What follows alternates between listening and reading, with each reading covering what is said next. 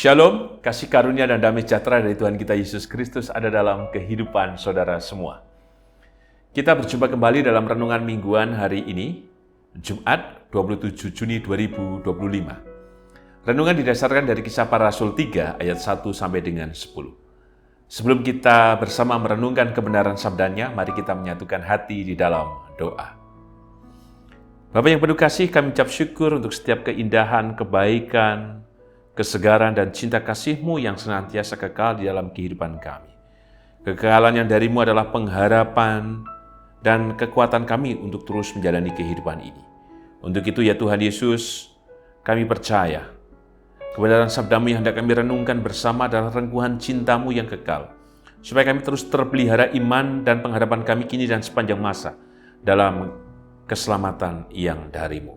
Berfirmanlah ya Tuhan, kami siap mendengar dan melakukannya.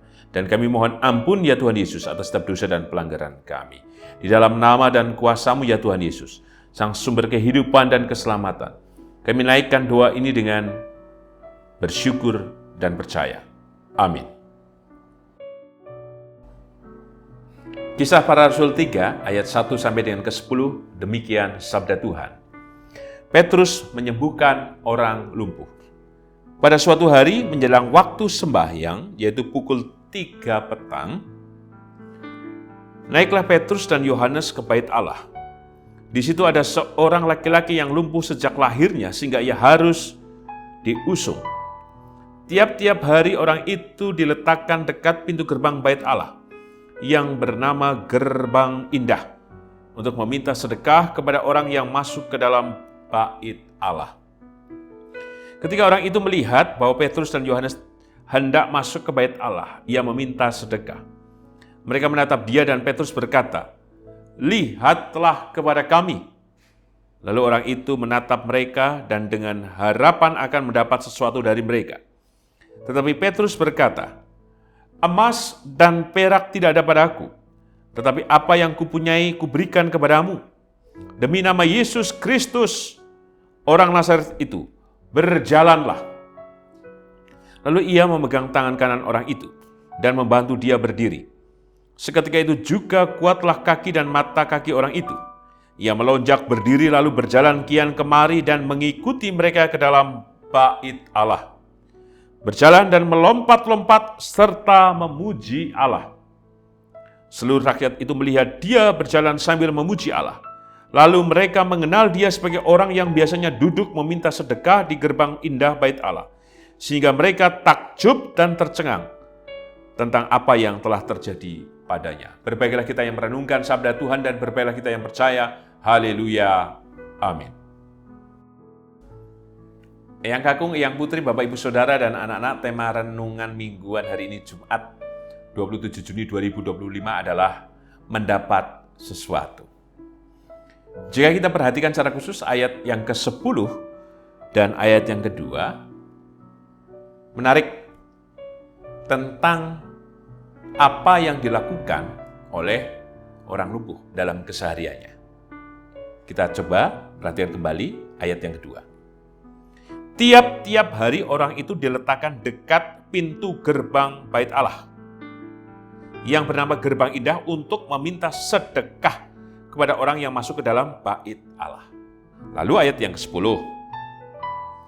Lalu mereka mengenal dia sebagai orang yang biasanya duduk meminta sedekah di gerbang indah bait Allah. Kata tiap-tiap hari, dan disebutkan juga di ayat 10, biasanya. Berarti apa? Memang orang itu mengerjakan tiap hari. Yang kedua ada saksi. Berarti menguatkan kondisi orang tersebut yang memang tidak berdaya. Atau yang disebutkan dalam teks yang kita renungkan sebagai orang yang lumpuh. Tapi yang disebut tiap-tiap hari yang biasanya, itulah yang dilakukan orang lumpuh tersebut. Kita tidak tahu perasaan apa yang ada dalam hati orang tersebut. Ya setiap hari, biasanya. Tentu bisa jadi orang tersebut lelah. Lelah dengan kondisi fisiknya. Bosan dengan keadaan dirinya. Dan bisa jadi ia menggugat keadaan dirinya tersebut. Tetapi pada akhirnya ia menerima. Karena apa? Tiap-tiap hari dia meminta. Karena hal itu saja yang bisa dilakukannya. Meminta sedekah. Malunya sudah ditanggalkan. Bisa jadi kondisi dirinya, ya sudahlah. Maka apa yang ia bisa lakukan, ya itu yang dia lakukan. Tiada lebih. Mungkin hanya soal bertahan hidup saja. Supaya apa? Supaya bisa ketemu banyak orang. Dan lain sebagainya. Kata biasanya tiap-tiap hari inilah yang membentuk mentalitas dari orang lumpuh itu. Sehingga yang ia harapkan dalam teks ini jelas bukan lagi kesembuhan. Tetapi apa? Soal pemberian. Mungkin ia lama menunggu kesembuhan. Tetapi karena kesembuhan itu tidak ia dapat, maka ia hanya memfokuskan bagaimana cara ia bisa makan, bisa hidup. Dan itu yang dikerjakan tiap-tiap hari. Padahal ia tinggal di mana? Setiap harinya. Ia diletakkan atau ditempatkan dekat apa? Bait Allah disebutkan. Diletakkan dekat pintu gerbang Bait Allah. Hanya dekat sekali. Bukankah Bait Allah adalah simbol, bukan hanya simbol. Tapi diyakini kehadiran Tuhan. Tetapi kenapa Bait Allah dan dirinya seperti berjarak? Kuasa itu seperti tidak bekerja. Bahkan sepertinya kuasa itu membiarkan orang ini tetap lumpuh. Bahkan dalam tanda kutip lagi, dalam kehinaan untuk meminta. Apa Tuhan tidak bisa menengok sebentar sih keluar dari Bait Allah karena orang itu duduk dekat Bait Allah? Tapi saya tidak sedang mengajak kita semua untuk memprasangkai Tuhan. Tidak. Tapi ada dialog di dalamnya. Dan dialog itulah yang dijembatani oleh Petrus dan Yohanes. Di mana Petrus dan Yohanes menjadi menarik. Ia menawarkan bukan memberikan sesuatu emas dan perak seperti di ayat yang ke-6, emas dan perak tidak ada padaku. Mungkin orang lain memandang ini pengemis ketika mereka mau beribadah di Bait Allah. Tetapi mereka tidak merogoh, mengambil atau mencoba mendalami apa sih sesungguhnya keperluan dari orang tersebut. Mereka hanya sekedar memberi, tetapi tidak bisa jadi mereka tidak terlibat. Ayo tak doakan, ayo kita beribadah, atau kita datang kepada Tuhan. Ya kamu jangan jauh, sekalipun engkau dekat dengan Bait Allah, ya kamu tetap harus beribadah, mengajak orang tersebut. Jangan membiarkan orang tersebut hanya dijadikan tadi untuk meminta-minta saja. Beda dengan Petrus dan Yohanes. Apa yang dikatakan Petrus dan Yohanes tadi secara khusus di ayat yang ke-6. Mereka tidak punya uang, tidak punya apapun. Tapi yang mereka miliki, kemudian ia sampaikan secara khusus, Petrus sampaikan kepada orang lumpuh tersebut. Dan yang menarik adalah di ayat yang ke-4. Mereka menatap dia dan Petrus berkata, lihatlah kepada kami. Karena apa? Tentu ada interaksi. Berarti Petrus, Yohanes memperhatikan orang lumpuh ini. Dan kemudian Petrus dalam kesadaran imannya, ia tidak punya apa-apa. Dia tidak bisa memberi kepada orang lumpuh itu, memberi sedekah. Tetapi ia memberi hatinya, memberi imannya, memberi keyakinannya. Dan itulah yang ia pintakan, tadi saya mengatakan menjadi jembatan. Ia pintakan kepada Tuhan supaya orang tersebut dipulihkan. Bukan meminta kepada Tuhan supaya sedekah yang dari surga itu mabruk menjatuhi orang lumpuh tersebut, tidak. Tapi yang ia pinta adalah kesembuhan, pemulihan dari Tuhan Yesus kepada orang lumpuh tersebut. Dan apa yang terjadi? Benar-benar kuasa itu datang. Disebutkan di ayat yang ke-6. Demi nama Yesus Kristus orang Nazaret itu berjalanlah. Petrus meyakini bahwa Tuhan memakai dirinya dan Tuhan bekerja dalam dirinya dan juga bekerja pada orang lumpuh itu. Sehingga Petrus dengan berani mengatakan, berjalanlah. Bukan mengatakan, terimalah berkat sedekah. Tidak, tapi berjalanlah.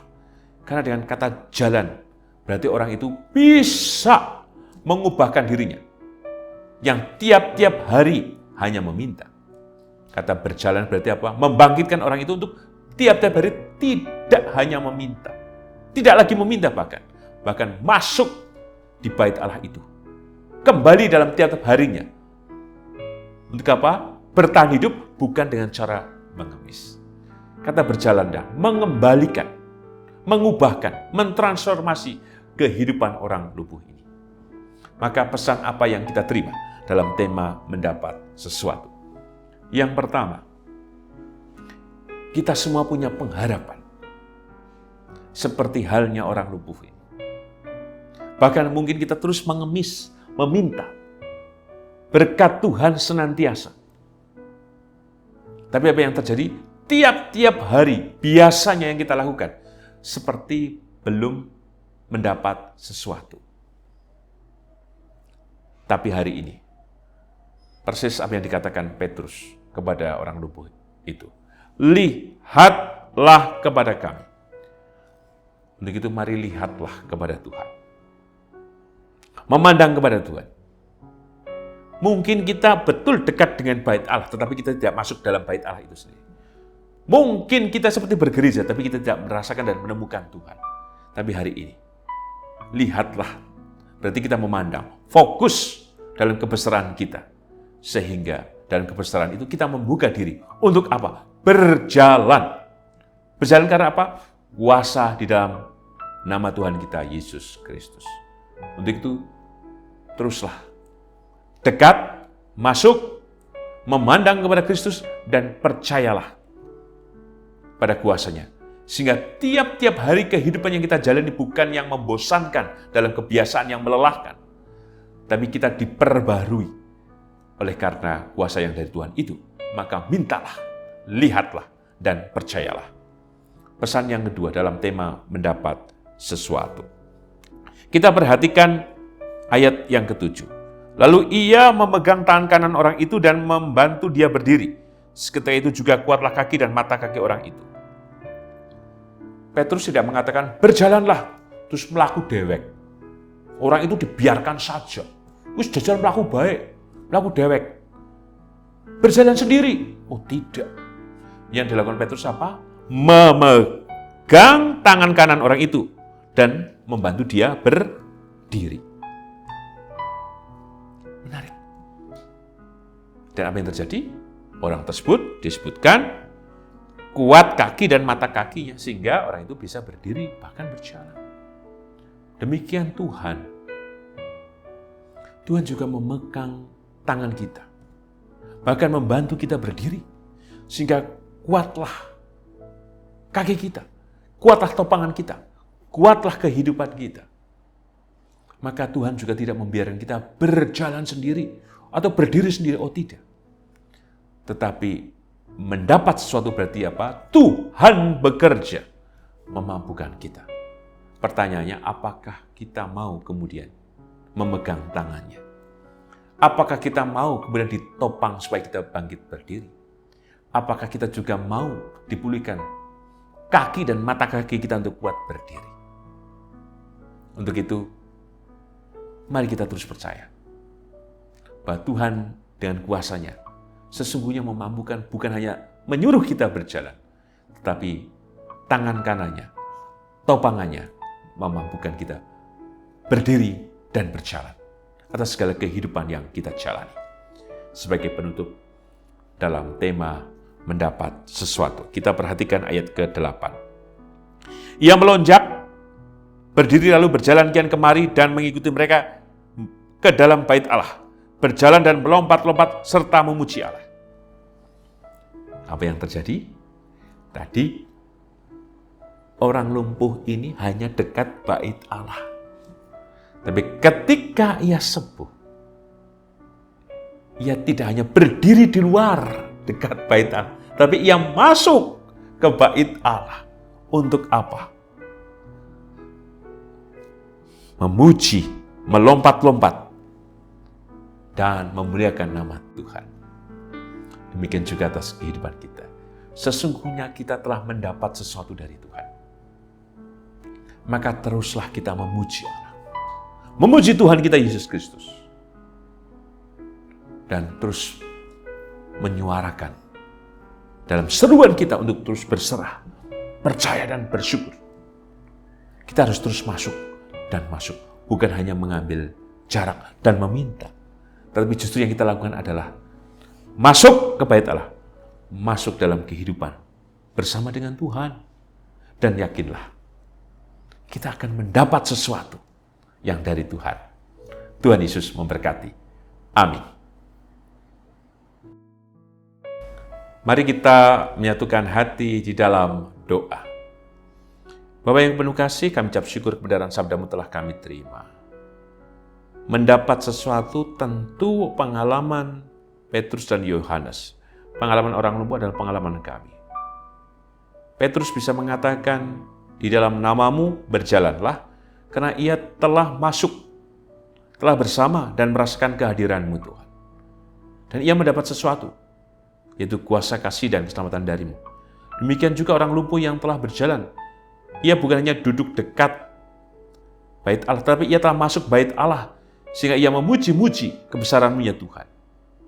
Maka biarlah ini menjadi kekuatan kami, untuk terus masuk dalam kasih-Mu, masuk juga dalam pengharapan kami kepada-Mu, masuk untuk terus percaya pada mukjizat-Mu yang berkarya dalam kehidupan kami. Untuk itu ya Tuhan Yesus, kami ucap syukur kebenaran sabda-Mu, sehingga kebenaran sabda-Mu yang memampukan kami untuk percaya bahwa kami akan mendapat sesuatu yang dari-Mu Tuhan. Jika terus tiap-tiap hari atau biasanya kami masuk dalam rumah-Mu. Karena Engkau hadir ya Tuhan, dan Engkau yang membuat kami berjalan, yang menopang tangan kami dan yang memampukan kami untuk berdiri dan melanjutkan kehidupan. Maka kami percaya Engkau hadir di dalam kehidupan Ibu Ami Birowo, anak Amoresia, Ibu Sri Utami Suprapto, Ibu Margono, Bapak Cahyo Muntadi, Saudara Marta Sukrisnawati, Ibu Indira Puspasari, Bapak Wasita Utomo, Ibu Endang Joko Triyono, Ibu Ana Rosalina, Ibu Sadi Budi Santoso, Bapak Edwin Krusma Yulianto, Bapak Pendeta Emeritus Dwi Nugroho, Ibu Ernita Nesip, anak Nasya Alana. Demikian juga di dalam kehidupan Saudara Gibet, Saudara juga atas kehidupan Ibu Silawati, Ibu Frida, untuk anak Nada, anak Elsa, anak Keisha, dan juga ya Tuhan, beberapa jemaat yang tidak bisa kami sebutkan satu persatu, hanya kuasa, kasih, berkat, dan pertolongan Tuhan yang menyehatkan, yang menyegarkan, dan menolong. Termasuk di dalam kehidupan juga Mas Nathan setelah menjalani operasi, kami yakin Engkau memulihkan bagian tangannya Tuhan. Kami percaya kasih-Mu hadir memulihkan kehidupannya. Demikian juga kami percaya Engkau berkati Ibu Tugira Sariman, Ibu Rusmiati Suharti, Bapak Priyono, Ibu Murjangkung, Ibu Endang Karno, Ibu Kun Mariatin Subardi, Bapak Saharun, Bapak Bardi Benyamin, Bapak Kristen Dauribu, Bapak Elias Sariman, Bapak dan Ibu Sunarto Saputro, Ibu Marti Utomo, Ibu Yatmiartini Rusdi, Ibu Sri Suwarsi Rahayu.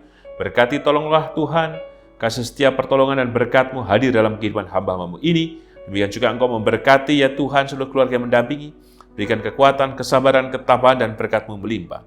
Dan kami yakin Tuhan Engkau memberkati kami semuanya dalam kasih kemurahan dan berkat-Mu, dalam setiap pergumulan, harapan, kerinduan kami, di tengah-tengah kehidupan kami Tuhan, di dalam keluarga, pekerjaan, dan kehidupan bermasyarakat, bergereja, berbangsa dan bernegara.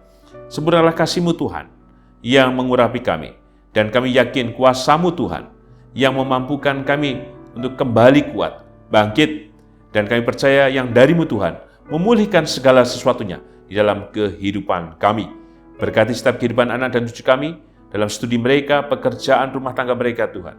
Termasuk bagi anak-anak kami yang hendak bekerja, atau yang hendak melanjutkan pada tingkat yang lebih tinggi, berkati dan tolonglah Tuhan. Sempurnalah kasih-Mu yang memberkati kehidupan anak dan cucu kami. Kami yakin Tuhan Yesus, Engkau berkati juga Gereja Kristen Jawa Sari Mulyo dalam berkat kasih setia dan pertolongan yang dari-Mu. Dan kami yakin pula Engkau berkati bangsa dan negara kami, Indonesia.